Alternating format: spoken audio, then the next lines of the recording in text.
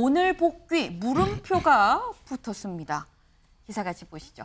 이재명 이르면 오늘 당무 복귀 가능성 비명계 껴안기 나서나라는 제목입니다. 이재명 대표 지금 단식 이후에 계속해서 이 공개석상에 쉽게 모습을 드러내지 못하고 있었습니다. 일단 퇴원은 했는데 그럼 언제 당무에 복귀하는 것이냐. 건강 상태가 사실 제일 중요한데 권칠승 대변인 이렇게 얘기했습니다. 들어보시죠. 기대했던 것보다는 체력 회복이 좀 더디고 있습니다. 정해지지 않았습니다. 단지 이제 체력이 회복되시면 가급적 빨리 복귀하겠다는 게 대표님의 의지입니다. 현재로서는 정해진 바가 없습니다. 네, 김성원 의원님. 네. 오늘 복귀하는 겁니까? 안 하는 겁니까? 오늘은 못 하시는 것 같습니다. 예, 지금 그렇지만 이제 이재명 대표께서는 사무총장 등으로부터 당무는 꼼꼼히 보고받고 계시고요. 또 모자란 부분이라든가 이해 못하는 부분은 직접 당직자 저에게도 전화를 주셔서 어떤 점이 어떻게 이제 해결되는 건지 꼼꼼하게 물어보시기도 해서 당무 파악은 이제 하고 계신다라고 보시면 될 것 같고요. 이번 주 내라고 하셨으니까 예, 곧 하실 거는 같은데, 근데 이제 단식 24일이면 회복에는 그 두 배의 시간이 든다고 하는데 복귀는 하시겠지만 그래도 건강 관리는 계속 진행을 하셔야 될 것 같습니다. 일단 이번 주 안에 복귀를 하긴 하는데 오늘은 못할 것 같다라는 말씀을 하셨습니다. 그런데 지금 사실 이재명 대표의 복귀하면서 가장 좀 주목이 되는 부분이 바로 이 대목입니다. 다음 기사를 좀 볼까요? 징계냐, 탕평이냐, 당 통합 위한 이재명의 결단은 이 얘기가 무슨 얘기냐. 체포동의안 가결, 이 가결자 색출 얘기가 계속 있었고 실제로 청원도 올라왔었죠. 5명에 대해서 본인 스스로 자기는 가결했다라고 얘기를 하는 5명에 대해서는 징계해야 되는 거 아닙니까? 징계를 청원합니다라는 징계 청원도 민주당 국민응답센터에 이렇게 올라왔습니다. 그리고 실제로 5만 명이 넘게 이 청원에 동의를 했고 5만 명이 넘으면 이게 답변을 해야 되는 거거든요. 답변을 하겠다라는 얘기도 이제 나왔어요. 요 얘기, 징계냐 탕평이냐, 주원규 의원님. 네. 어떤 선택을 할 거라고 보십니까? 저는 국민의 눈높이에선 당연히 탕평이 가야 된다고 생각합니다.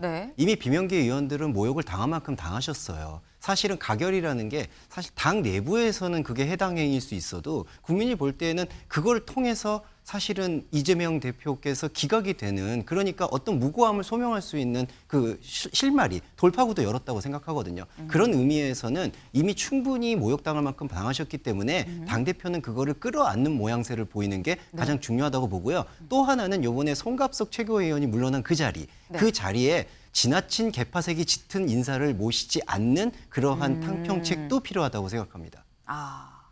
굉장히 구체적인 포인트까지 콕 집어서 말씀을 주셨어요. 송갑석 전 최고위원이 나간 그 자리에도 개파색이 이렇게 있는 사람이 오면 안 된다라는 말씀까지 콕 집어서 해주셨는데 김성원 의원님 어떻게 보십니까? 이재명 대표가 사실은 이제 어떻게 보면 생사를 넘나들고 극한의 그런 곳까지 내려갔다가 지금 다시 이제 올라오시고 그래서 그런가 제 개인적인 의견은 이재명 대표가 지금 부처님이 되신 것 같습니다.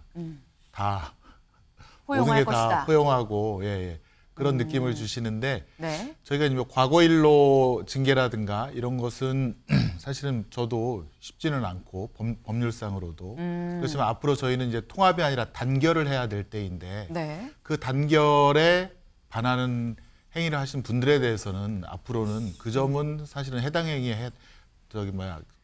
행위이기 때문에 저희가 징계를 적극적으로 검토해야 되지 않겠느냐 그런 것이고요. 국민의힘에서도 지금 어떤 분 징계하셨죠. 이현주 전 의원이신가요? 그런 일들이 총선을 앞두고는 사실은 단결을 해야 되는데 단순히 통합이 아니라 그런 일들이 양쪽 국민의힘도 그렇고 저희 쪽도 그렇고 단결을 강조하면서 하나 되어서 다시 국민의 마음을 얻자. 그런데 그것에 반하는 언행을 하시는 분들에 대해서는 사실은 징계도 언행을 앞으로 하는 분들에 앞으로, 대해서 예, 있는 예. 겁니까? 아니면 과거에 한 사람들? 앞으로 하는 분에 대해서는 징계를 적절히 고려해야 된다는 것이 바로 제 개인적인 의견입니다. 지금 시점에서 과거에 한 건 오케이, 알겠는데 앞으로 단합하자는 얘기가 나온 이후에 다시 또 그런 얘기가 나오면 이거는 해당 행위다, 이거는 징계 안 할 수 없다라는 입장, 개인적인 의견으로 말씀드리는 겁니다. 입장이시라고. 예. 알겠습니다. 저희가 살짝 좀 힌트를 얻을 수 있는 개인적인 답변이었다라는 생각이 듭니다. 네. 이재명 대표 일단 오늘은 복귀를 못한다고 합니다. 어쨌거나 이번 주 안에 복귀를 한다고 하는데 그럼 다음 기사 볼까요? 이재명 대표 당무 복귀도 있고요. 지금 재판도 복귀를 해야 되는 상황입니다. 주 2회 법원 출석 압박 부담 커지는 이재명. 네. 이재명 대표 지금 재판이 계속 있는데 그동안 그 공직선거법 위반이 있었습니다. 이 선거가 9월 8일에 연기됐고 9월 22일에 연기됐고 13일엔 결국 그래서 불출석을 했고요. 3번 연기돼서 못했는데 재판부가 뭐라 그랬냐면 이거 계속 약속했었던 대로 그냥 이제는 격주 금요일에 재판 일정 그대로 하겠다. 연기 안 됩니다. 불출석 안 됩니다. 라고 얘기를 했습니다. 네. 김광삼 변호사님. 네. 근데 이재명 대표 또 건강 안 좋아서 당무 복귀 잘할 수 있을까 싶기도 한데 재판 복귀는 잘할 수 있을까요? 어떻게 보십니까? 아니, 재판이 정상적으로 운영되는 게 굉장히 힘들 거다 이렇게 봐요. 일단 지금 재판을 받고 있는 게 2가지 아닙니까? 대장동 유례, 성내 FC 이게 한 건으로 재판 받고 있고요. 그다음에 공직선거법 위반 재판 받고 있어요. 근데 여기에 지금 백현동과 관련된 사건이 병합이 됐잖아요. 병합이 된다고 한다면 이 사건이 엄청 커지는 거예요. 그러면 적어도 주 2회 재판하지 않으면 이 사건이 몇 년 갈 수 있거든요. 그럼 결과적으로 이재명 대표가 과연 대표로서 당직을 수행할 수 있을까? 왜냐하면 법정만 2, 3회 나간다고 하면 주 5일 중에서 하루 이틀밖에 대표 역할을 할 수밖에 없는데 이제 그런 부분에 있어서 민주당이 앞으로 여러 가지 문제가 많이 있을 거라고 봅니다. 네.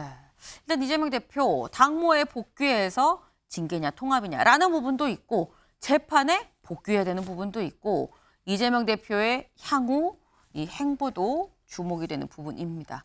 저희가 준비한 소식 오늘 여기까지입니다. 오늘도 좋은 하루 보내세요.